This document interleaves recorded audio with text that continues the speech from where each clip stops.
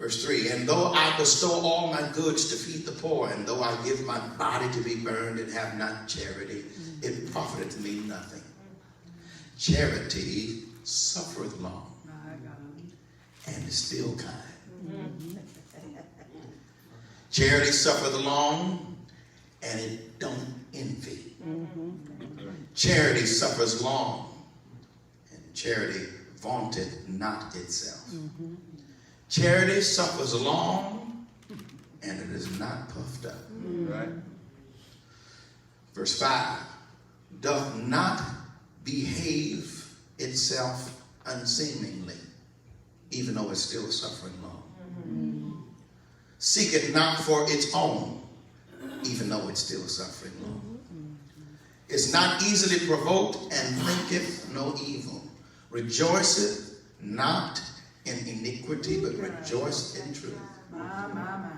Bear all things, believe all things, hopeth, that means keeps on hoping in all things, and endures all things. Charity never fails. We'll stop there. I want you to go to 1 Corinthians chapter 14. And as you're going there, I'm going to remind you of what he says in verse 1 of 13. Though I speak with tongues of men and of angels. Though I speak with tongues of men and of angels. 1 Corinthians 14. When you get there, say amen. Amen. Just flip the page. It says, follow after charity. Desire spiritual gifts, but rather that ye may what? Prophesy. Prophesy. For he that speaketh in an unknown tongue speaketh not unto men, but unto God. For no man understandeth him, howbeit in the spirit he speaketh mysteries. Somebody say, speaking mysteries. Mysteries. You may be seated in his presence. Y'all sit down like you're tired. We're going to get that spirit out of here. Amen. I wrote back in November of 2018 this introduction, and it was a message that I preached, Born in Sin. And he says, I was born in sin, or this is me saying I was born in sin, then shapen in iniquity was the actual context of the scripture. He says, the present problem with mankind is that our reality of what we know is a false reality, made real. Man has fallen into a foreign existence and a system of limitation that he thinks is his home. The danger in being in a fallen state or a situation for so long, that person will start to accept what is now unacceptable for him. Wow. And begin to do the detestable and live by what has been inconceivable. So our relationships start to take on a different form. Different rules apply. Our identity starts to take on a different shape because now there's a different rule that's in application. Our culture, which speaks of our language, our music, our dress, our customs, how we address each other, what we listen to, all of that begins to change because of now this new normal that is really demonic. Even our perceptions, which is very dangerous, our perceptions can become even intertwined within a false reality because what's so dangerous about it is the fact that if I have been born in a lie and shapen in a lie, then what I'm going to perceive is also a lie. What I'm going to look at is also a lie. And so in those four different dimensions that I've already spoken of, as we relate to ourselves, relationships, then as we even see ourselves, our identity, and even how we conduct ourselves, our language, our music, our dress, also is now being misconstrued and brought into a place of damnation. And not only that, but also our perception. What we see and how we see things is a lie. Come on and help us. It's a lie. I go on to say, we go to the doctor in this physical realm when we sense things in our body, because we can't think outside of the limitations of our body. So our rule says if I feel something within my body, then I'm going to automatically go to the doctor. That's what we do. Who told you that? Come on. Who instructed that this is what you're supposed to do? Who told you as you went and you listened to someone who was practicing medicine, which was sorcery, that you would literally have to put these chemicals within your body in order for you to feel better, because you cannot create the proper thoughts to release the proper chemicals in your body to bring yourself into healing? My God. So we have one system. We have one system over here is saying, listen, since you are not going to take control of your thoughts and your mentality, and you're going to harbor and stay in a place of negativity, then those thoughts eventually are going to take up precedence within your body. Stress will live right in your belly. Bitterness will get in your bones. Ain't nobody going to talk. It's because these reoccurring thoughts that we do not put a stop to, neither do we rebuke. We cause those thoughts to manifest themselves, so much so because of our focus upon those thoughts. And then those thoughts then become material within our own body. And we start to feel the stress. We start to die because of the thoughts that we cannot control. Come on and help us. Start getting heart attacks. From where? No, the devil didn't necessarily do this. You let him do it by putting these thoughts within your mind. And so when God says, I want you to come into a place of worship, I want you to come into a place of breakthrough, I want you to come into a place of deliverance. But we don't go that way because we have not been taught through the natural to occupy spiritual resources in order to get our needs met. The reason why you feel so good in church is because the presence of the Lord is here. I'm going to make it plain. But the reason why that you feel so, my God, damned and so in a place of oppression is because no longer are you in the consciousness of God, but you are now in the consciousness of your own flesh. And not only just your flesh, but everybody else's flesh as well. And so that's the reason why I'm already ahead of myself. Ephesians chapter 6 says, we wrestle not against flesh and blood. Yes, sir. He says there is a dimension that you want to operate in, he says, but you're not going to get the victory in that dimension. So in essence, he says you can't act a fool and try to cast out a fool at the same time. The conduct of who you are has to transcend your current reality. That means if you're going to be a spiritual person, then you have to utilize your praise and worship. You've got to utilize your scriptures. You've got to utilize, my God, your song and your dance. What's the point of us coming to church and having all of these tools and they don't work for us on Monday morning? Come on, Apostle. And it is not because these tools cannot work or neither do they work. It's the fact that we don't work them. We think that the stuff is good just for church because this is where it's accepted. This is where it's approved of. And so we know 3 points in the poem, and we know a song and a dance up in here. We know all of the usual conduct that we have in here. But when we leave here, we leave our garments of praise and we go back out there as naked people, sheep before the slaughter. My God. You hear what I'm saying? Thank you, Father. So the devil has a clear target upon us because we keep operating in skin. We keep operating from the dimension of flesh and blood. And one thing the enemy knows, if he don't know nothing else, he knows himself. Jesus.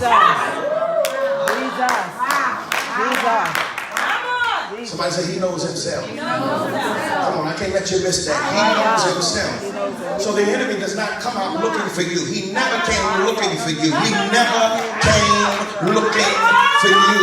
Because after all, he can't find you. For he that dwelleth dwelleth in the secret place shall abide under the shadow of the Almighty. Somebody say, I'm in a mystery. I'm in a mystery. So the truth of who I am cannot be found by the enemy because he does not have access to that dimension.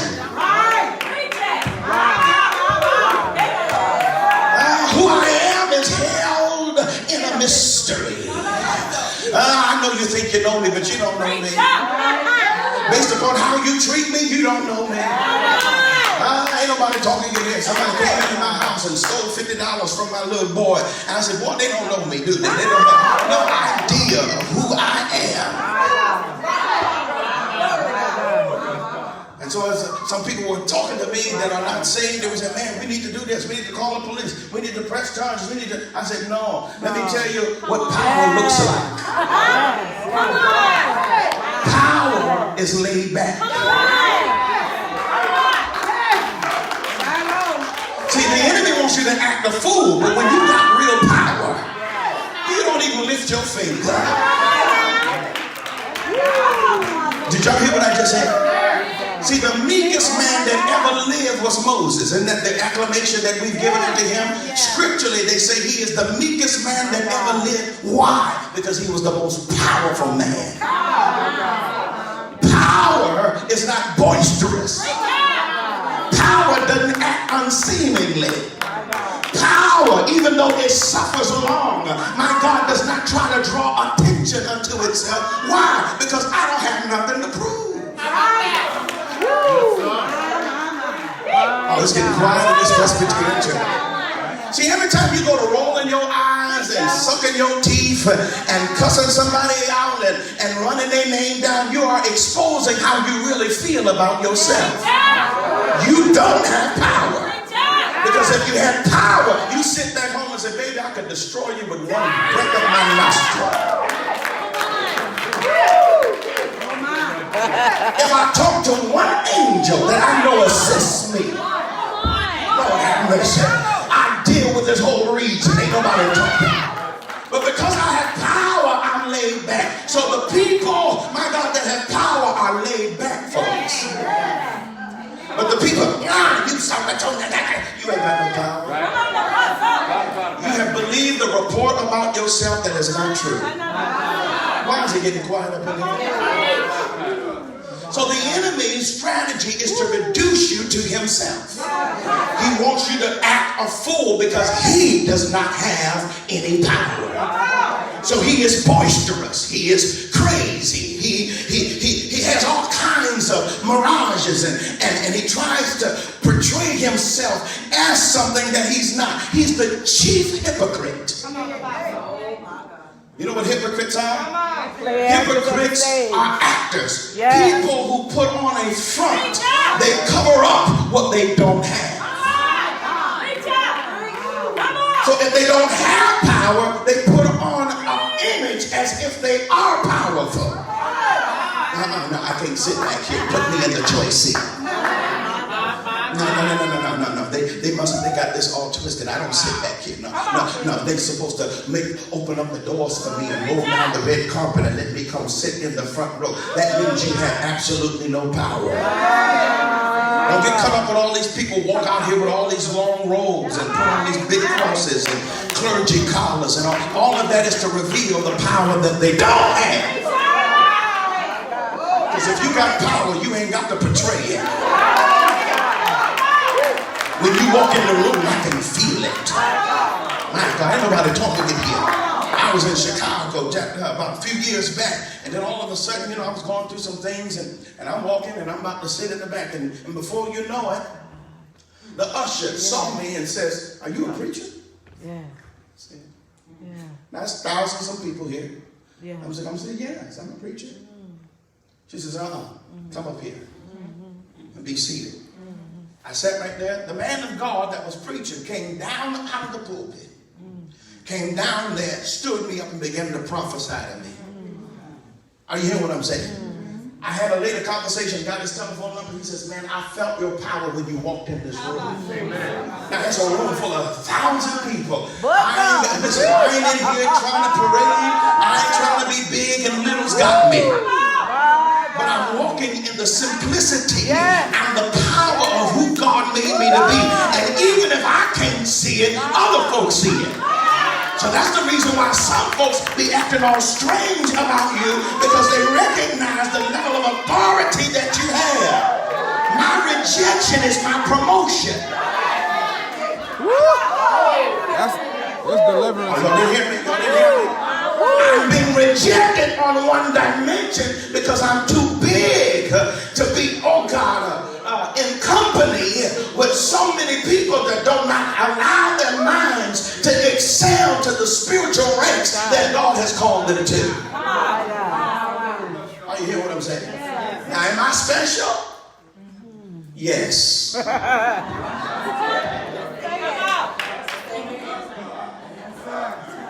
See how y'all looking there?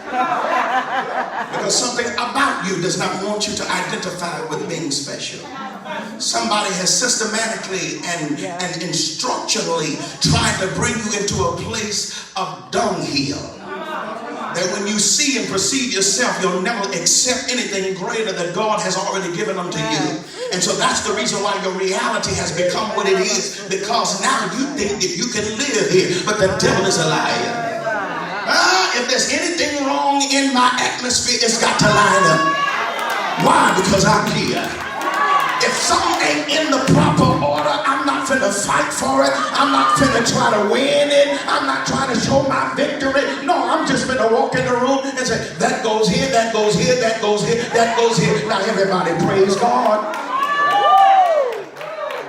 Thy kingdom. Oh, see, y'all didn't say that with no conviction. I said, thy kingdom. See, you got to pull the kingdom down. The kingdom is not going to just come. It's got to come through somebody. Are y'all hearing what I'm saying? Yes. So I've already preached 1 Corinthians 13. I've already showed you now that Paul is saying, now listen, the reason why I conduct myself the way I do is because of where I hang out. He said, I hang out with love. Yeah. He said, I hang out with love. He said, so when you see me walk in a room, he said, it is not me just prophesying. And it's not me just demonstrating a gift and showboating. He said, I'm demonstrating love. Y'all ready to go deeper? Now he says, love has a language. Now he tried to explain what love was in 1 Corinthians chapter 13. So he's trying to expose what the power of love is. And so he comes along and he says, though I speak with the tongues of men and tongues of angels and have not charity, I am become as a sounding brass or a tinkling. See, he says, listen, he says, if I do not operate, and we've preached this before, in the frequency of love, or in the spirit of love, he says, what I literally do is become a sound. Okay, come on. And so if I'm becoming a sound, that means everything around me has to, reverberate at the frequency that I release. Yeah. So if I don't have peace on the inside of me, peace ain't gonna be out here. If I have joy out here, joy ain't gonna be here. Love ain't here, love ain't gonna be out here. That's right. Are you hear what I'm saying? And so this is the issue. The enemy is fighting us in an area that he knows that we're ignorant to. This is the reason why the Bible says my people perish for a lack of knowledge, a lack of operation in knowing how these things operate. God, how could you? God, why did this? God, I can't see why this ain't happening for me. God says, I cannot come because you got too much hate in your heart. You got too much depression in your heart. You got too much oppression in your heart. And as a result, I can only come as far as the frequency that you are releasing around you. Why come my bills can't get paid? Because you got the wrong spirit. Why come my job is always acting a fool concerning it? Because you may have the wrong spirit. Why come my kids keep acting them up? Because of look at their mama and their daddy. They had to come from somebody. There is a frequency that you are allowing to take place. And when you start getting full of love, you will never operate in a dimension of lack. Because love and lack don't cohabitate in the same location. Am I giving you too much for this morning? To simplify it in your mind so that you won't get lost in our rhetoric is the fact that there is a difference between flesh and spirit. So what am I doing? I'm comparing the two. I'm showing you that if you keep operating in the system of flesh, you're going to keep reaping corruption. God did not do that. Your flesh did. You can't ask for a spiritual blessing operating in carnal realities. They don't mix. You may be mixed up, but heaven and hell will never be. Wow. Quiet. Can I teach in this room? So he says, though I speak with the tongues of men and with the tongues of angels, and I have not charity. So I'm dealing with this whole reality called charity, this whole reality called love. Come on, Apostle. Amen. Most effective leaders are love leaders. Right? The most effective bosses are love bosses.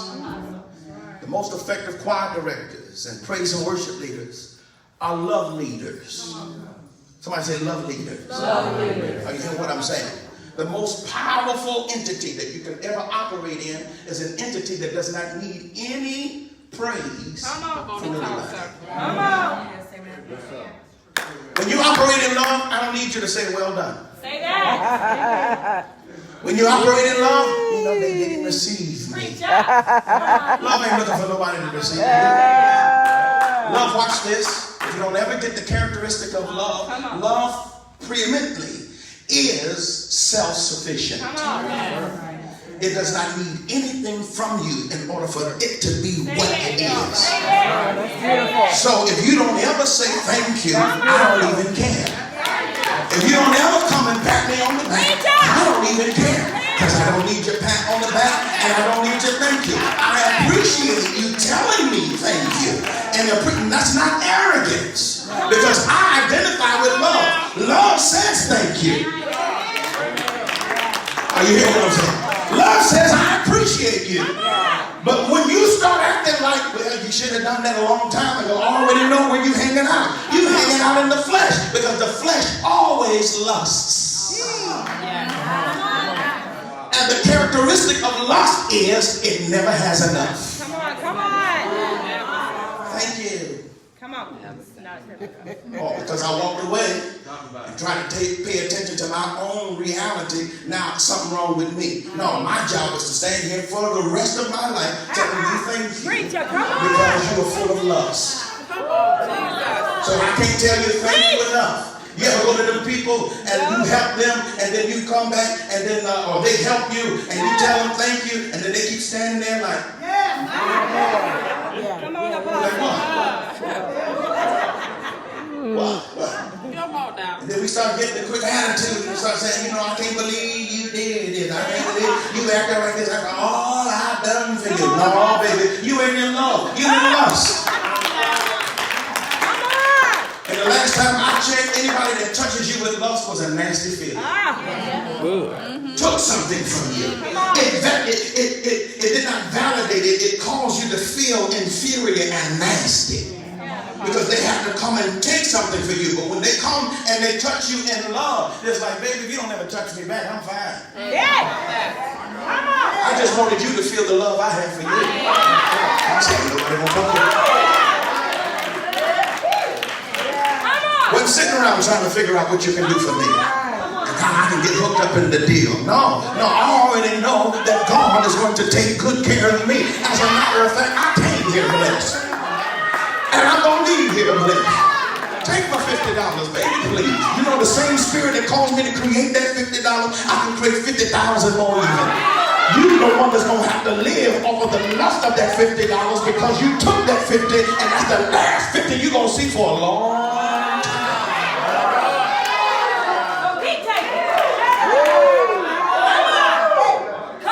Set all this stuff out and say, here, you can have it. Come on. Somebody say, I understand the frequency of love. I understand the frequency of love. Let's go deeper. It's 12:20. Come on. Come on. So now that we understand that it ain't about my gift, it ain't about who do people say that I am. It's not about me sitting in choice seats. It's not about me driving the finest cars so that people can see me. No, it's because of the fact that God has elevated me into this dimension. Somebody said that dimension. Now he brings a differentiation between a language. So now language not only has an attitude, or love not only has an attitude, but love also has a language. Come on. Right. And you got to know how to speak that language. Come on. Amen. But watch this. The language is not always in English. Come on, Apostle. I'm going to go deep. Language sometimes is in a dimension that is misunderstood or not even rational or even comprehended by flesh and blood realities. Come on.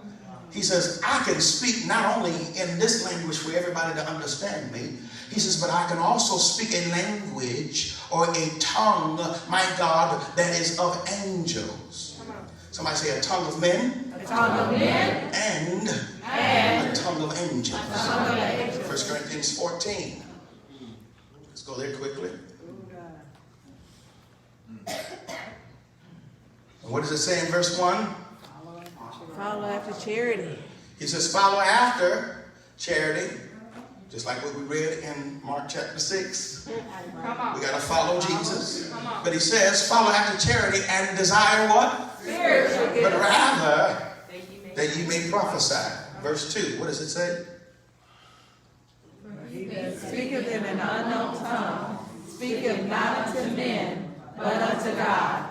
For no man understandeth him, howbeit in the Spirit he speaketh mysteries. Speaking mysteries. Yes, Lord. Now there are 3 or 4 different dimensions that I want you to understand that God has created. God has created the heavenly place. That place is devoid of time. There is no beginning in that dimension. Somebody said the heavenly place. The heavenly place. This is the place where God occupies. That place is a place of mystery. Because readily, ordinary, average people can reach that dimension. But there's another dimension right up under the heavenlies. It's called the everlasting. Somebody say the everlasting. Everlasting. That place was created. There was a beginning to that place, but there is no ending to that place. So therefore, that place called the everlasting is where the angels occupy. So God lives in a place called eternity where there is no time and space. There is no beginning. There is no end. There is no flow. There is no coming. There is no going. It just is. That's why he says, I'm an ever-present help. I'm always in the now because there is no past. There is no future. There is just present. Yes. It's called eternity. In that dimension, that's where we preached about a place called there. We even came along and we told you that that place is also the place called what? Zebulun. Amen. And so now there's another dimension where the angels hang out. And there is a language, there is a culture in that dimension where the angels are living in that place called the everlasting place. Somebody say, Lord, help me. Lord, help me. And so up under that place of the everlasting place is the place called time. Somebody say time. Time. Time has a beginning, honestly, and it also has an ending. We can prove that in Scripture. Time is not going to consistently be as it is, and that's the dimension that we are operating in right now. Some of us. And so that place called eternity is where God is. The place of everlasting is the realm where the angels exist. And it has a beginning, but it has no end. There is also a place called time. And it's where men have a beginning and an ending. Revelation chapter 1 verse 1 brings this even more into clarity. I know y'all don't want to come to Bible study, so I brought Bible study to Sunday morning. Revelation chapter 1 verse 1 says, this is the revelation of Jesus Christ, which God gave him to show his servants what must soon come to pass. So just by the mere fact that he says something is going to come to pass already lets you know that that servant must be in a place called time. However, he said he made it known by sending an angel from everlasting to his servant John, who's in time. Did y'all see this in the text? Yeah. So he says, now obviously there is someone that is in a place called time. That's you and I. That's you and I. But he says there is an angel that I've got to bring a message through down to a person who is cohabitating in the realm of the natural. Come on. So, my God, there is also now an opportunity for us to receive revelation from the eternal, but we can't really get that level of blessing and increase until something has conveyed it to us. Because there is a great gulf between the spiritual eternal realm and the realm called time. Yes, sir. Or the natural realm. Are you hearing what I'm saying? And so now we need somebody that has the ability to receive revelation or interpretation of the mystery that is in the realm of the spirit. And so that's the reason why, watch this, some of these churches will not allow you to come and speak in tongues and all of this other stuff because of the fact that that is a dimension that they know that they have no authority in. Yeah. So they'll say, be quiet, shut your mouth, save that for at home. And that's the reason why the church ain't got no power. It's because we are trying to rationalize and try to reason everything, but there are some things that God does not want to be revealed in time, because if he reveals it in time, the enemy now has control over it. As long as it is held in a mystery, the enemy has no jurisdiction over things that he don't understand. Come on. Oh, y'all missed it. Y'all missed it.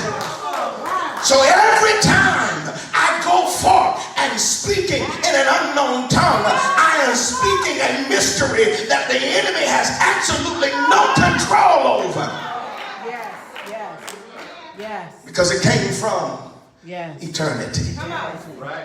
That's why Psalms 91 is so powerful, because it's not talking about a physical location. It's talking about a dimension that I have access to, that if I go up into the secret place, I'm going to put on some secret clothes. I'm going to drive a secret car. I'm going to live in a secret house. Oh, ain't nobody talking to me. And I'm going to have a secret language, and also there's going to be a secret type of sound that's going to come from the place called eternity. My God. Somebody say, Lord, help me. Lord, help me. So now when we come into the sanctuary like I did this morning, we come in and it's dead. Right. Come on. The reason why it's dead is not because, man, you didn't put me in this, you and your critical spirit. Come on. Just like the man sitting at the gate Come on. or sitting at the pool Come waiting on. for somebody to come put you Put them into in. something. My God. You ought to have enough spiritual revelation to understand what's happening in the realm of the spirit. My God. And you in your deep self ought to be able to get up and at least walk the floor and begin to pray in tongues and begin to cast down whatever stronghold that's trying to limit this angel from bringing its message. Can't stop me, John. Can't stop me. Ain't nobody talking to me. And so watch this.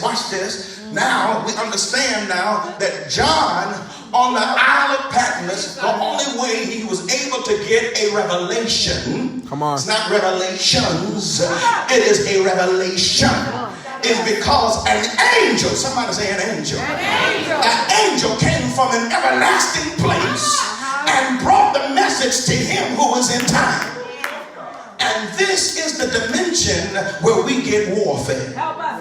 Warfare ain't in the mysteries place. It's not in the secret place. We've already expressed that. That's the reason why Ephesians chapter 6 does not fit in a heavenly place. I'll be doggone if I go through all of this down here, get to heaven and gotta keep on fighting. When I get to heaven, I ain't gonna study war. Oh yeah. Are you hearing what I'm saying? When I get, watch this, into a heavenly mind. Somebody touch your neighbor for the fourth time today and say a heavenly mind, a heavenly mind. You got to get a mysterious mind. You got to get a mind and say, what is she doing? You got to get a mind and say, what is he doing? You got to get a mind and say, why are they doing that? Why are they walking the floor, talking in that funny language? Why are they doing all of them exercise? Does it take all of that? Yeah, baby. It took all that to get you in hell. My God, it's going to take a whole lot to get you out of that into a place called heaven.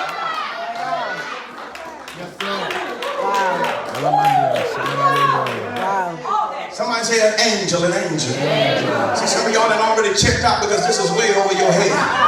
Just talking about how the Lord gonna come pay my bills, and how the Lord gonna give me a husband, and how the Lord gonna make every crooked place straight for me, Pastor, and I'll be satisfied. You and your ignorant self.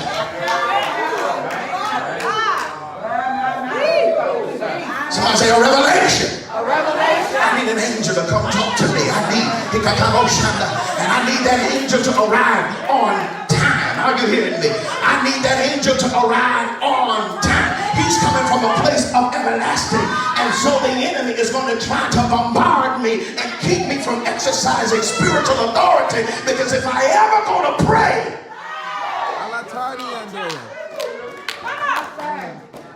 Daniel chapter 10 brings it into reality. Yeah. When Daniel said, I received a prophecy from Jeremiah that 70 years we would be in turmoil. He said it's 73 years. Oh, ain't nobody talking. And he said, based upon the chronological time that occurs, my God, with events in time, he said the enemy's time is up. But nobody was able to get the message from the angel and be able to perceive in a whole other dimension what time it really was. So the enemy was successful in stretching out something that was over. Oh, I wish I could talk to somebody in this room, because some of y'all sitting here broke and God done paid your bills 50 years ago. Come on. Oh, I wish I could get married. God done made the man get dressed up, walk before you, and you couldn't even perceive it because you were too ghetto fabulous to be able to walk in your spiritual authority. Woo.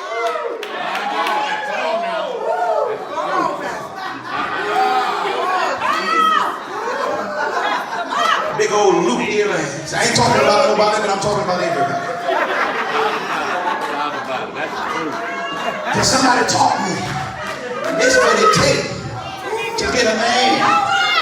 And you're going to get a man that's going to be attracted to flesh and blood and won't be able to do nothing for you spiritually. The sex won't even be good.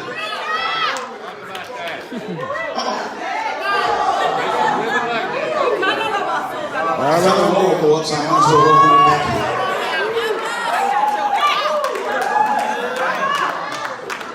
feel get some sex out of the glory. Sex that was not ordained by God.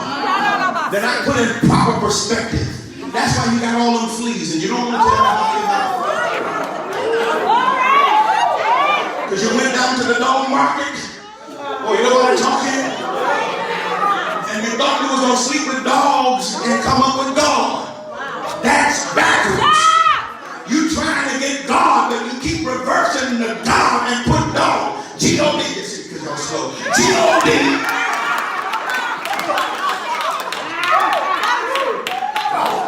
I ain't talking about nobody. I'm talking about them spirits that controls these bodies. Want a dog. You can't get God from a dog.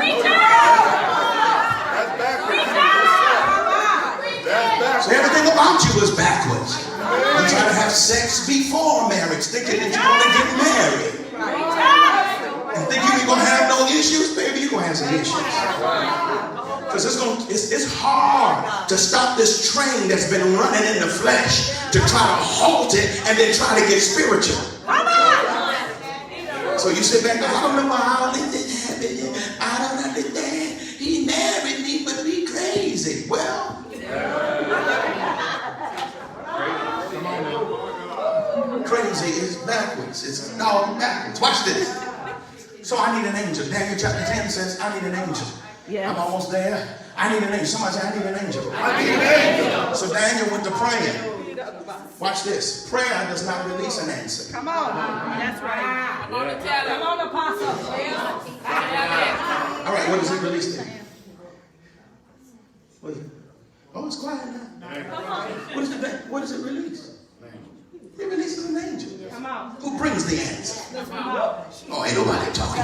So I can't pray for an answer. I gotta talk to an angel. Oh God, see? Somebody said I gotta speak the angel's language. So when I go start talking about something mysterious, I'm actually calling on an angel to bring me my message, so that when I hear that word can be hidden in my heart, and once I focus upon that word, it's going to reproduce another reality. I ain't got time to prove it, but it is so. Are you hear what I'm saying? How do you think Mary got pregnant?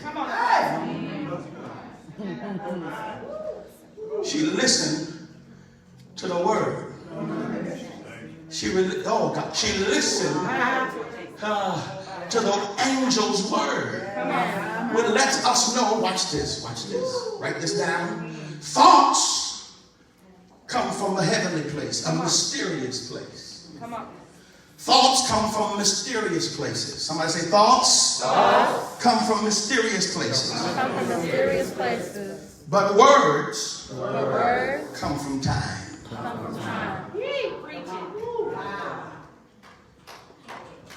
Oh God. My God. So there is a revelation that God tries to give you in a thought. Somebody say a thought. Oh Jesus, I'm going to help somebody in here. Preach up. Come on. Because you've been crazy for 38 years. I heard Preach that. up. Don't get mad for 38.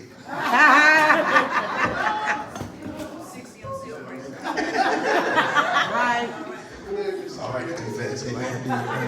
Confession is good for the soul. Watch this. There's a thought. She's 38. I'm not talking about you. Oh Lord. Come on. Somebody 83. I'm still crazy. Thoughts. Somebody say thoughts. So God, when he created the earth, he had thoughts. Yeah. All of creativity. God did not, listen, he's the creator, that he's the one that has not been created, that created everything. Come on. Come on. But it came from a place called thought. Come on. Thoughts occupy spiritual dimensions. It's a mystery. And unless the thing has been expressed, the enemy has no control over it. That's a good word. I hear what I'm saying? Yes, sir. And so, watch this. Daniel had said, I need to press in so I can get a thought. I'm going to help somebody in here. So I'm going to get a thought. He says, because once I get a thought, thank you, Holy Ghost. Once I get a thought, he says, I'm going to be able to speak that word. Come on. And watch this. Now the Spirit speaks expressly. Yes. Are you hear what I'm saying? Yes. So Daniel says, I cannot express what time it is in time because I don't have a real word. A real word has to come from a place called a thought. I already told you at the beginning of this message that the reason why you start feeling sicknesses is because of a thought. The enemy has hijacked your mind to make you come into a place, my God, of doom and gloom and all this familiarity. Your couch you sit in is depression. The TV you watch keeps telling the wrong vision. Because of flesh and blood. Are you hearing me? And flesh and blood produces what? A thought. That thought is going to become a reality. But what will happen if you start walking around with God's mind? Let this mind be in you, which is also in Christ Jesus. Let your mind be a mirror effect. Let your mind have a mirror complexion of the mind of Christ, so that when you walk around, you are literally a living heaven on earth. Somebody say thoughts and words. Words are the expression of thoughts. Words are the expressions of thoughts. So things will maintain a mystery until I express them. Come on. That's why you don't talk everything all at once. Because if you speak things before it's time, then the enemy has jurisdiction to come and take something that he understands. But as long as you keep it in a mystery, and you go You start speaking like that, he's like, what? And it's because I'm not talking to the enemy, neither am I talking to you, but I'm talking to my angel who's bringing me an answer in my situation. Don't do all that. That's witchcraft. That's crazy. I don't know how to understand that. No, you are dumb because you don't know how to exercise spiritual intelligence, and so you're locked in a flesh and blood reality, being killed like everybody else. Then we want to blame God. Your ignorance did this. Look at Daniel chapter 2 verse 28, just to give you even more clarification. Glory to God. So Daniel's got an answer. He's got an answer to his prayer because he bent his knee. He went into prayer. Yes. Somebody said, don't let me pray. Don't let me pray. If I ever go praying, it's going to open up the portals of heaven and angels are going to be released.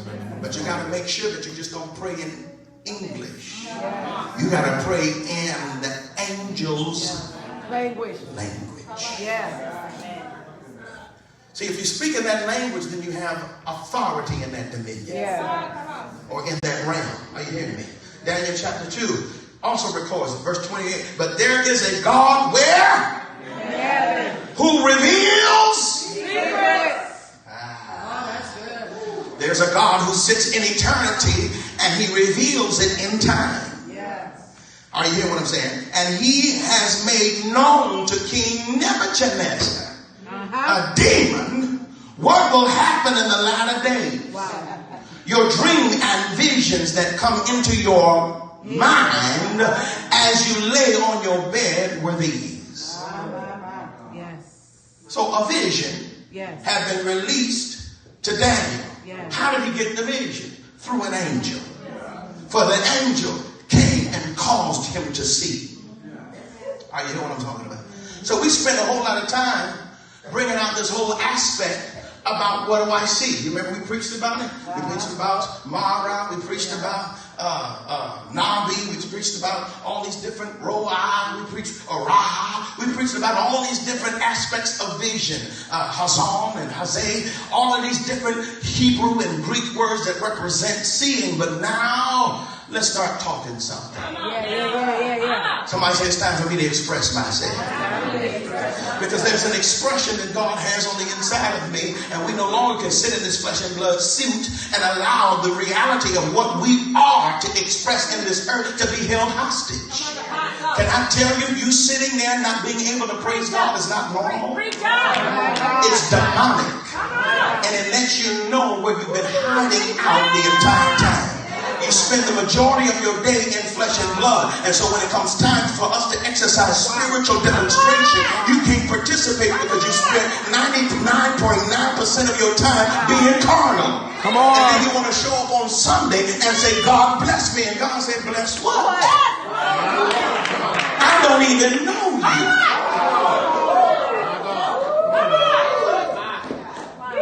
That's the word.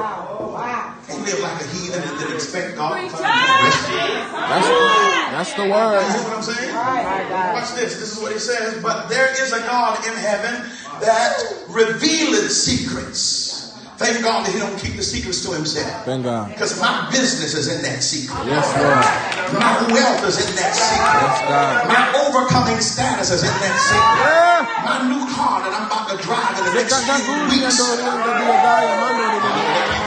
is in that secret. Prophesy. Prophesy. My wife, I had to go into the secret to find her. Yeah. She had to be revealed to me. Ain't nobody told me. Because I was locked up in flesh and blood, crying and going through and all. But a prophet, an angel had to come and say, your wife got long hair with hazel green eyes. She's outspoken and she's going to be a more profound prophet than you are. I receive it. I got a revelation. Yeah. Somebody punch your neighbor because the devil's trying to make you go to sleep. I dare you go to sleep. I wish you knew.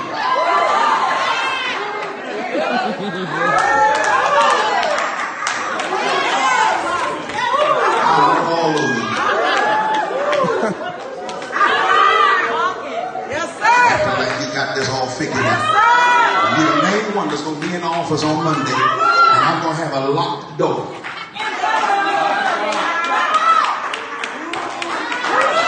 Don't inbox me, don't text me. Because if you can't get this, then you can't get nothing that comes out of my mouth. You can't hear the words that are coming out of my mouth.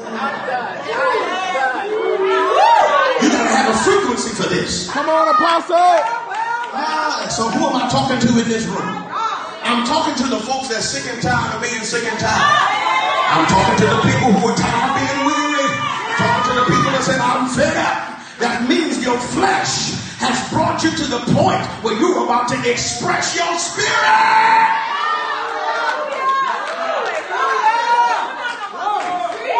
You know what I'm saying? So watch this. Watch this. Proverbs. Proverbs. Yes, sir. While you're on your way to Proverbs, I'm going to give you the spirit or the scripture that I already quoted, 1 Timothy chapter 4. Now the Spirit speaketh expressly that in the latter times some shall depart from what? The faith. Giving heed to seducing lustful spirits and doctrines or ideologies and concepts or education that comes from devils. Wow.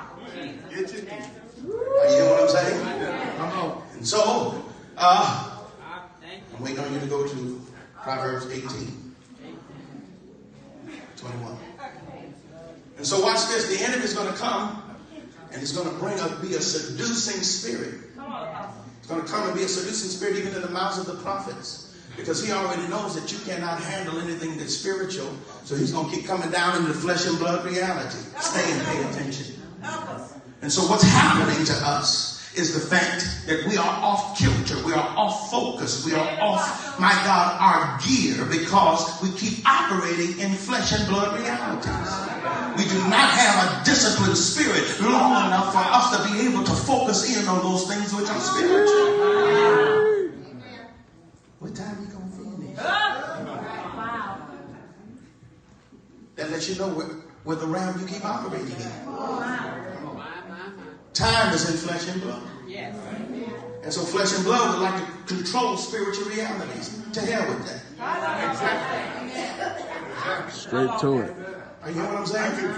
There are some people, I told you, who cannot come here. Why? Because this is too spiritual. It's too spiritual. We're in a whole nother page, a whole nother front. We ain't trying to do the Baptist thing or the Church of God in Christ thing. Amen. All of that stuff may have started out spiritual, but then they stopped progressing. And they started living in somebody else's revelation and didn't have one for themselves. It's Dan Mason's church. It ain't nobody else's church. It was Dan Mason's revelation, but you don't have one for yourself.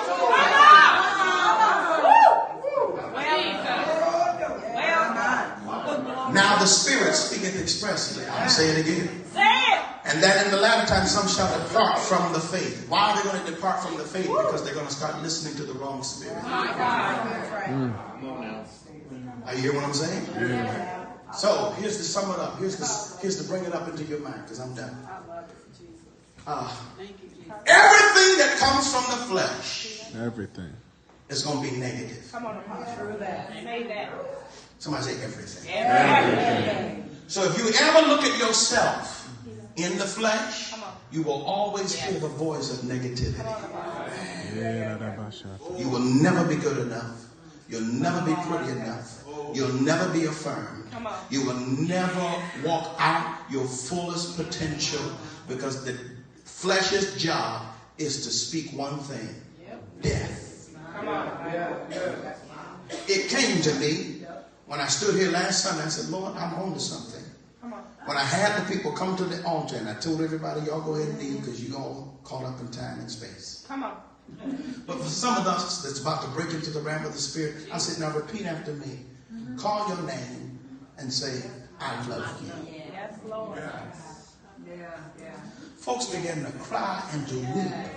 Because watch this. The voice of the flesh has one job. Never to tell you that it loves you. But that it hates you. So if you're listening with any level of negativity in your life, it's because you keep listening to this. You're in this realm of time and space, and the angels are warring with your destiny in that place called everlasting. And so that's the reason why you cannot live out your days in peace or rest or blessing, because you're listening to flesh and blood. We know what Proverbs 18:21 says. Death and life are in the power of the tongue, and they that love it shall eat the fruit thereof. They ate the fruit. Who ate the fruit? Adam and Eve. Come on. Notice that the enemy never went straight to Adam. He had to go to the woman, which is a type and shadow of Adam's soul. Adam's soul ate from the tree by listening to the wrong information. Negative information.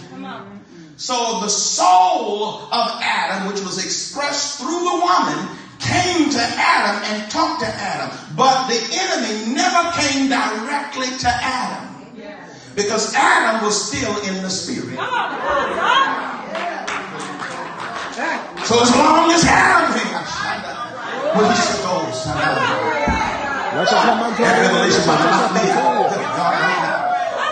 And so as long as Adam was still in the mystery, he could not get to Adam. So he had to come through Adam's soul, or his emotion. He had to come around through the back door. And so when Eve, Adam's soul, came and talked, it was not the woman, it was Adam's soul, came and talked to him, and he said, if you eat of this fruit, you're not going to die, but you're going to be as God, and your eyes is going to come open. Yeah, guess what happened? He ate that fruit of death, and his eyes died. His ears died.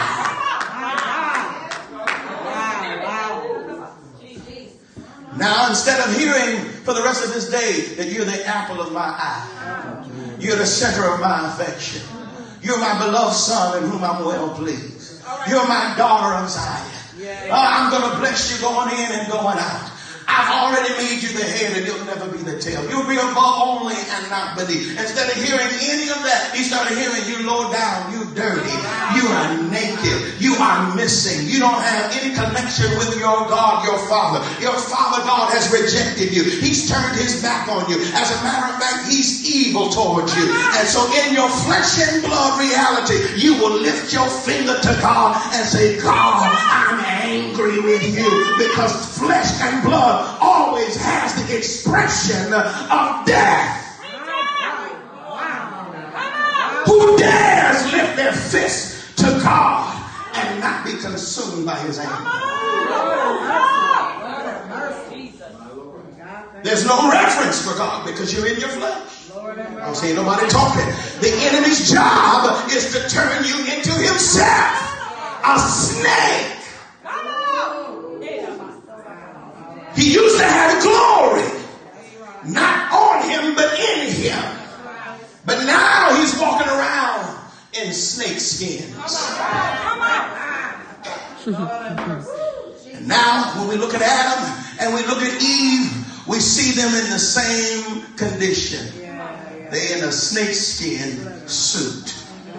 Are you hear what I'm talking about? And not only are they in that suit, but they're full of death. Come on, Apostle. Go to Romans chapter 8. Romans chapter 8, verse 6 and 7. I'm showing you scripture. Y'all can go home. Yeah, that's good. You're going to read these scriptures. Yes, sir. Make your dead flesh read something that's spiritual. Amen. Just so you won't get caught up in my huckamashi and screaming and hollering. I want you to write this down. Romans chapter 8, verse 6 and 7 says, for to be carnally minded. What killed my blessing? Carnality. Carnal minded. What killed my miracle? Your carnal minded. What killed my hope? Because we just read in 1 Timothy chapter 4 that you're going to be subject to these seducing spirits and you're going to lose the faith. Why? Because faith cometh by hearing, and hearing by the word of God. So if you hear the word of the enemy, what you going to have faith in? Come on. I'm going to kill you. Okay, you're going to believe every bit of it.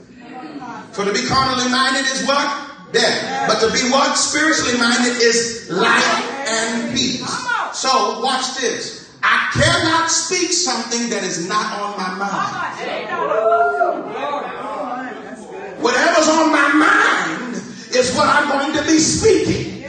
So if I keep speaking things that are of this dimension, I'm always going to be speaking death. And the power of life and death is not in the tongue first, but it's in the thought first. And when I get the thought of death, destruction, I'm no good, it'll never work out, then it's going to manifest in my mouth, and the enemy is going to take control of it and steer the ship of my whole life.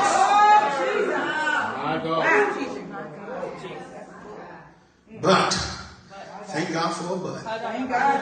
Come on, we in there, we in there. Somebody slap your neighbor for the fifth time and say, we in the butt, we in the butt. There's going to be a change. I'm not going to sit here and allow my thoughts to keep being angry and enmity against God, always fussing and fighting, always trying to act a fool, always trying to drop it like it's hot. That's all the mess of the flesh, and the flesh is going to keep producing mess, but the devil is a liar. I've come to a turnaround in my life. I've come to a but. I have come to a place now where I'm going to be spiritually minded. Come on. When I walk into the room, death won't walk in with me. Because whatever's on your mind is going to be all around you. When I walk into the room, spirit is going to be all around me. It's life and peace and joy. All right? Somebody say but. So be carnally minded is death, but to be spiritually minded is life and peace. That's a state of psychological being. That whoever keeps his mind stayed on the Lord is always going to be stayed in a place of peace. Come on. Rest. I told you, love, don't ever act unseemingly. Because love is spiritual, baby. Are you hearing me? Did the Lord kill you? Yeah, he did. Come on. But I thank him for it. Come on. Did the Lord allow some things to die? Yeah. And I thank him for it. I don't understand everything because it's held in a mystery. It ain't for me to understand everything because the minute I understand it, the enemy has an ability to control it. But there's some things that God is working for me behind the scenes that I'm not ready for. How? You hear what I'm saying?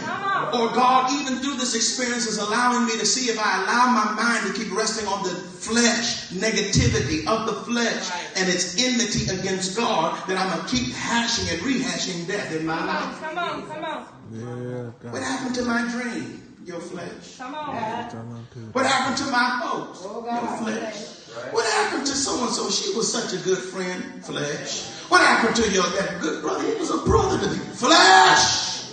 Anything that's spiritual and has life connected to it, flesh is going to show up and try to attack it. Somebody say, Lord, help me. Look at this. It says in verse 7, because the carnal mind is enmity against God. The carnal mind always has an attitude towards the things of the Spirit. Death, always looking at life like this. Come on, Apostle. You think you all that. You think you're running everything. But watch what I do in her. Watch what the thoughts I'm allowing to be put into her mind. And guess what I'm going to do? I'm going to bring death to everything you created. And we sit there and we start identifying with death and not with the spirit, which is life. Y'all done had enough. Y'all ready to go? Yeah, say it. Tell the truth. Because the carnal mind is enmity against God, for it is not subject to the law of God, neither indeed can be. This is what the Message Bible says. Those who think they can do it on their own end up obsessed with measuring their own moral muscle, but never get around to exercising it in real life. Sound like church folks to me. Those who trust God's action in them find that God's spirit is in them. To those who trust God's action, his activity, my God, they find that God's spirit is in them, living and breathing God. Somebody say living and breathing God. Living and breathing Living God. and breathing in the realm of the spirit is praise and worship. So if you don't praise and you don't worship, you already dead, baby. And anything connected to you gonna die too. Come on. I love you, but you're killing everything around you. Uh-oh, it's getting quiet. Pastor, you got a dream? You got a vision? Yeah. You got a vision for the church? Yeah. We too carnal, Pastor, to actually breathe life into it because we spend the majority of our time in flesh and blood. So the vision can't come to pass. So the Lord is trying to find a living and an active womb that's going to produce his vision. I'm there, y'all. Obsession was, this is what it says. Obsession with self is these matters is a dead end. Obsession with self in these matters is a dead end. Attention to God leads us out into the open, into a spacious, free life. Focusing on the self is the opposite of focusing on God. That's right. Anyone completely absorbed in self ignores God, ends up thinking more about self than God. That person ignores who God is and what he is doing, and God isn't pleased at being ignored. Yes, God. That's good. Yes. And so I will put this in with the Message Bible. No longer am I going to keep considering myself to be something that is against God. So if I focus on myself, I'm also focusing on God who is living inside me. Now here we close. Y'all ready? I'm closing. Job chapter 2 verse 9. The Lord just took me back. Come on. Whew, I don't know how many years ago. I'm standing in 1020 East Beardsley talking about Job. Come on. At least 8 years ago. Job chapter 2 verse 9. Y'all ready for this? Come on. I promise you. I'm done. I'm at the bottom of my page. Then said his wife unto him, dost thou still retain thine integrity? Curse God Yes, God. Help us. and die. Our service. Now, who's talking? I said, who's talking? That devil. Who's talking? The flesh is talking. Where did she get this information, this language of cursing God and die? Are y'all catching this? Okay, let me hook it all up to you. Adam was in the presence of God. Come on. Come on. And the enemy could not get to Adam, so he had to come through the soul to talk to him. Same way. Job was in the presence of God. Same way. Come on. And the enemy was taking all kinds of stuff from him, but Job was still in the presence of God. So he had to send the soul to him one more time to say, curse God and die. Said, come on down here in the soulish, fleshly realm and get out of the presence of God.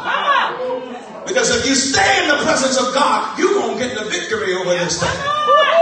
Some stuff going to come back to life, and you're going to come back into a place of peace and a place of rest. But if you stay there, I won't be able, the enemy is saying, to control your life and bring it to a place of death. Yes. Watch this. Watch this. Watch this. Man, this is worth the ticket right here. If Job would have listened to his wife, My Lord. he would have died prematurely. Wow.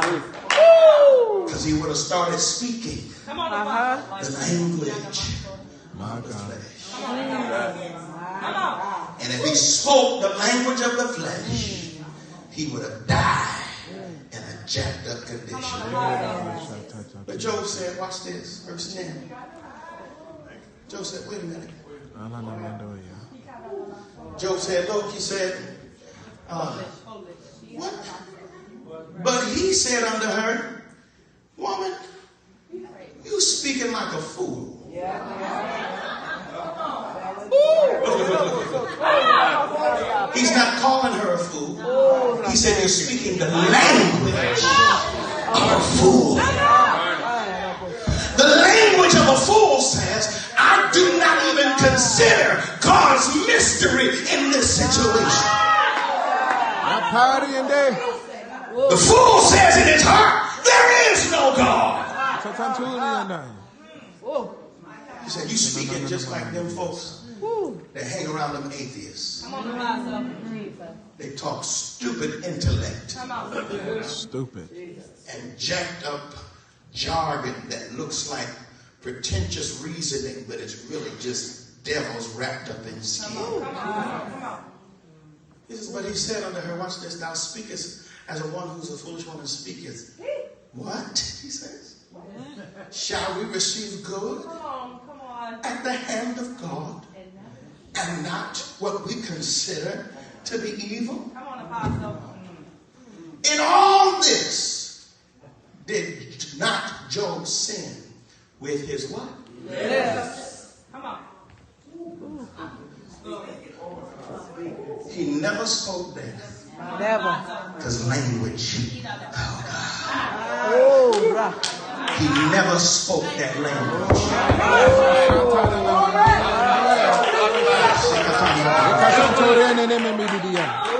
Because that was never in the mystery of his mind. He said, in other words, I don't understand what's going on.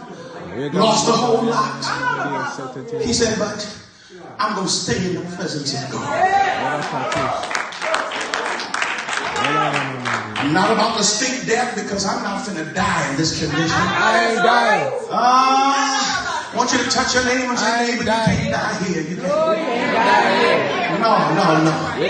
You better change your language.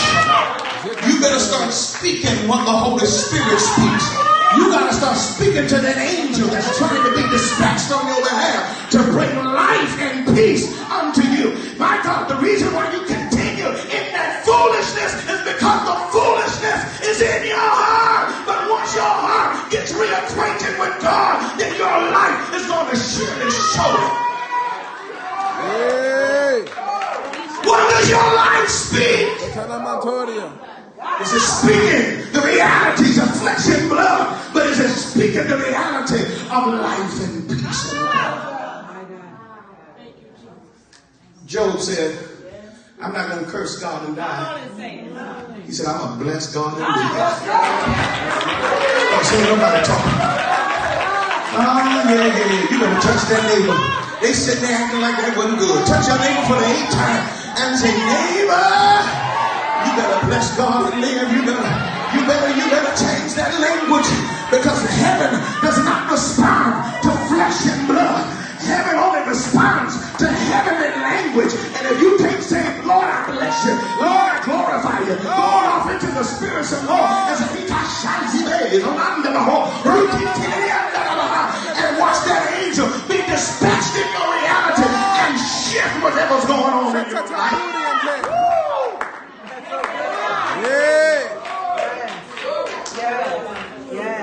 Everybody stand to your feet.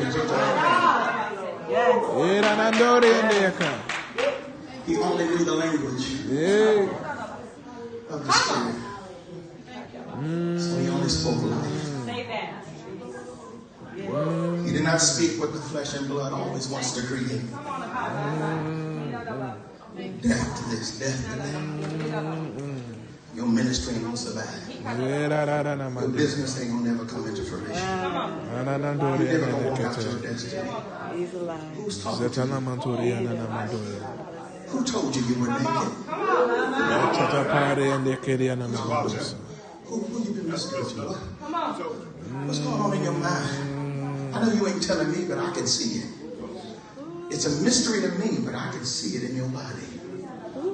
I can see you living with a deficit because of the fact that you're always walking around trying to get somebody to love you, trying to get somebody to accept you, and you're scared to operate in your gifts and your peculiarity and the way you're so different from everybody. You're scared to do that because you keep seeing yourself based upon the laws of flesh and blood. But once you start seeing yourself from the Spirit, you don't walk in here on a Sunday Listen to them doing this old Mickey Mouse praise.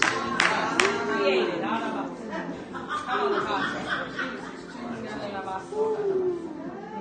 Y'all hear what I'm saying? You come in as a spiritual revelator. I know I'm not on schedule. Can you go get Apostle? Let him know that an angel has visited me. And I feel a message from the Lord. Come on. I gotta speak life because there's too much death up in there. Ain't nobody been operating in the spirit all week. You just been going through the motion. Going to work. Coming home. Going to work. And then get mad at God. I feel the grit in my teeth right now. Some of y'all, Come on. I feel the grit in my teeth and in my mind. It's manifesting like headaches. I feel it right here. Even to the point that your vision is misconstrued. It's because of the stress and the anger that's been going on in your heart. Come on.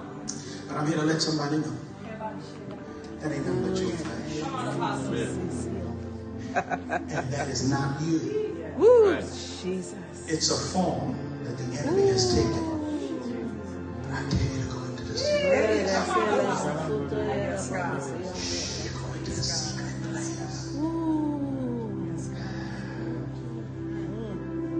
Elevate your consciousness. I'll keep you in perfect peace if you bring your mind back into the place of my presence. I restore the years that the locust and the cankerworm and the caterpillar have stolen from you. If you get your mind back into the presence of God.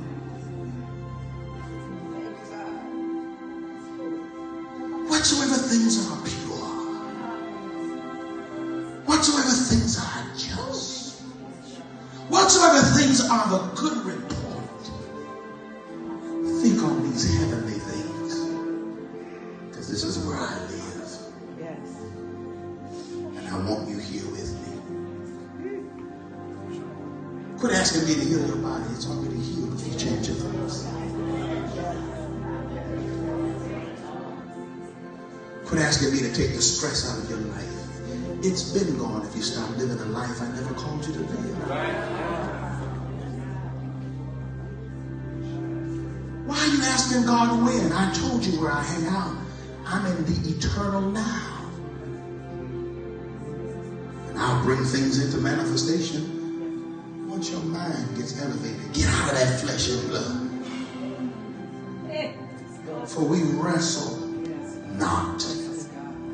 Ephesians chapter 6 against flesh and blood. Yes. But there's principalities over this whole region. There's powers over this region. These are different levels of frequency. And there's even those that have dominion. Foot soldiers that are down here standing right next to you, telling you what the principality has to say concerning you and your future. But come on, elevate your mind and get out. First and second heaven. And start praying and worshiping God. And see how God brings revival in your spirit. Oh, there it goes right there. I felt a river just break right there. There's a river, there's life. Wherever the river flows, there's life. I see a flow of the Holy Spirit coming in your direction. It's the Garden of Eden. It's the garden of the presence of God. And there's a river that runs through that garden that sustains all life there. I see some of you taking your finger and drawing a line in the sand so that that river can flow in your direction. Come on, lift up your voice right here like a trumpet. I see God doing supernatural things in your life. Come on, the pressure is leaving you. The bitterness ain't even yours. That's the devil's bitterness. The anger, not even yours. That's the devil. Trying to make you angry. That's not yours. He mad because everything he got is everything he got ain't gonna survive. He mad because his time is up. And so he's trying to pass that on to you so that you can be an expression of him. But I'm not going to be an expression of the enemy not one more day. The Lord giveth, Yes, God. and the Lord taketh away. Blessed! Blessed be the name of the Lord. That's the language of heaven. Blessed! I will bless the Lord. David said, I'm taking authority over my soul right now. And I'm not going to speak one damn little thing. Micah tried to come and say, boy, it don't take all of that praise. It don't take all of that worship. He said, you have just received your divorce papers because I will bless the Lord at all times. Because as long as I bless him, it will always be my time. I will. It's my will. Come on, make the decision right now. How do I get in the spirit? Make the decision to pray again. Make the decision to praise again. Make the decision to worship again. Come on, exercise. Breathe in the Holy Spirit. Breathe out. Breathe in. Breathe in God. Breathe out praise. Breathe in worship. Breathe out praise. Breathe in revelation. Breathe out praise. I will bless the Lord at all times. And his praise shall continuously be in my mouth. Come on, we got 30 seconds and I was about to shut it down. And the Lord said, now speak, Spirit. Come on, open up your mouth. Close those eyes. We're looking around. Open your mouth and begin to bless the Lord. Some of you, this is the time to go into the Spirit. Watch the Lord shift up your tongue because you're going to talk to an angel tonight.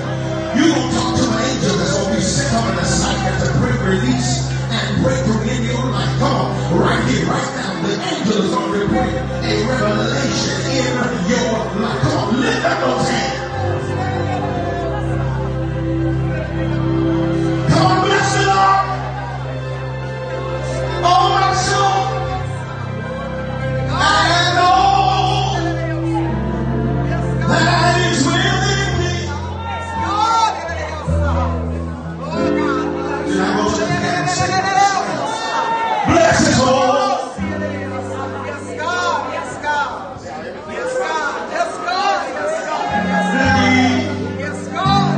Bless his holy name. Come on, lift up those voices right here. Give him the worship. Come on, give him some worship. Come on, give him some worship. Come on, give him some worship.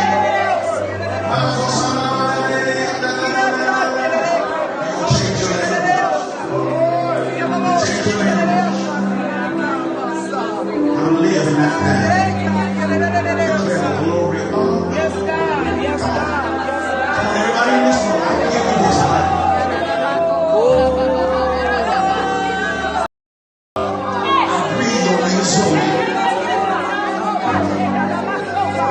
Every effect of your flesh that has wounded your soul up unto this point. Yes, God. The scars are coming off of your heart right now. I breathe on your flame. I breathe on your worship.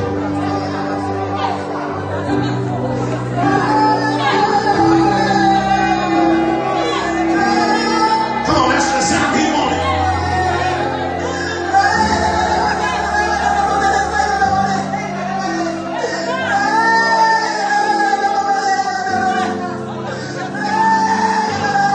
Come on, talk to that angel.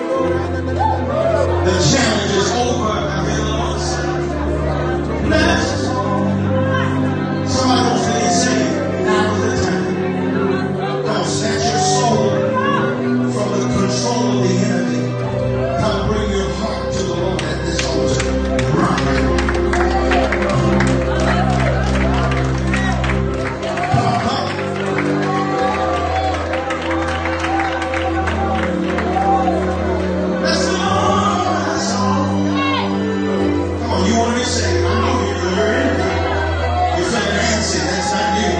That's the flesh telling you how to do this. Come on, bring your heart to the control of the Lord. You don't have to physically come to the altar. Absolutely, because every devil that came to church with you needs to see that you're walking away from it.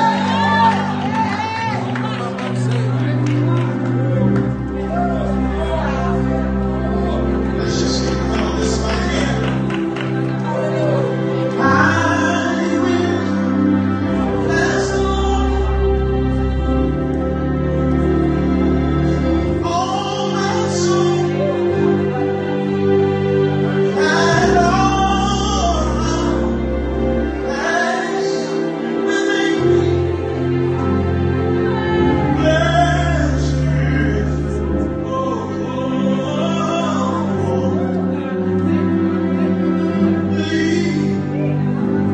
Come sing and get your worship. Open your mouth and allow your soul to listen. I'm done. I feel like 24 seconds left. Bless the Lord, oh my soul. I receive all and all that is in me. I will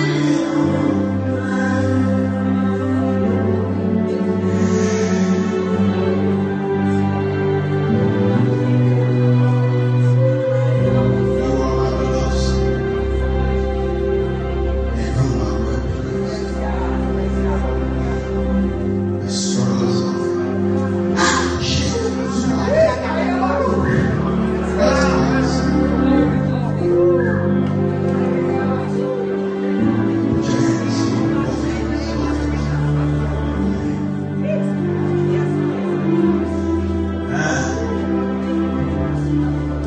Yes. Because the Lord says, serve me. These hands shall serve me.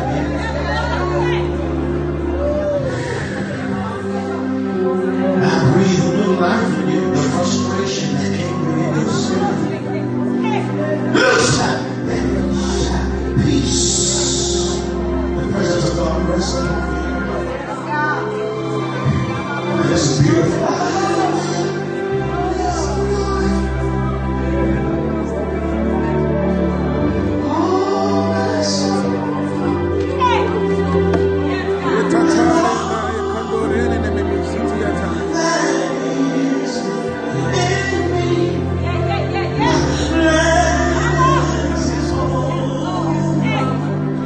I hear somebody repenting. You're in the back of the church. I'm going to put my hands on you, but you can come to this forefront and get in this worship. It's going to intensify when you come to this altar. Come on, run to this altar quickly. I'm here to tell you. Flesh runs from God. Spirit runs to God. Run to this altar. Oh, my soul. This is it. And all that is within me. Bless His holy name. Glory.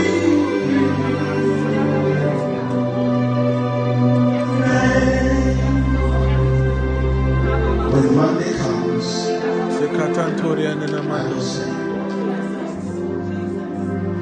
today He has done great things. When Tuesday comes, He has done even more great things. When Wednesday and Thursday and Friday comes, I'll say, He has done great things. Saturday and Sunday, I'll come back and say, I'm here to bless His holy name.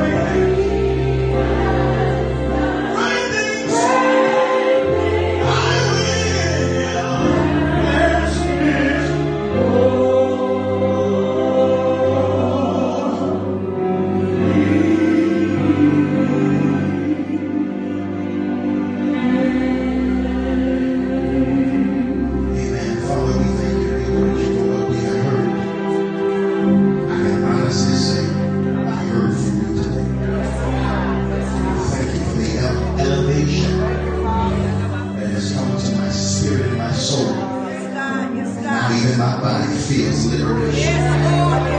The stress is gone, the anxiety is gone. The pressures of life, so-called life, are gone. I thank you, Father, the reality of the Zoe, God kind of life, is breathing in my direction. And I thank you, Father, that even today you're going to strengthen me in my new language that I've received from the Holy Spirit. I will speak with the tongues of angels. I will speak with the tongues of men.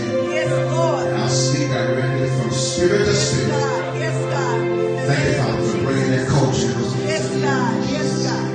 All the people say, Amen. I want you to get a sacrificial seed offering now. This is your time to play tithes and offerings. I want you to do that. But I want you to hit something significant. I want you to give as though your life depends upon it. I can't teach it right now, but this is even connected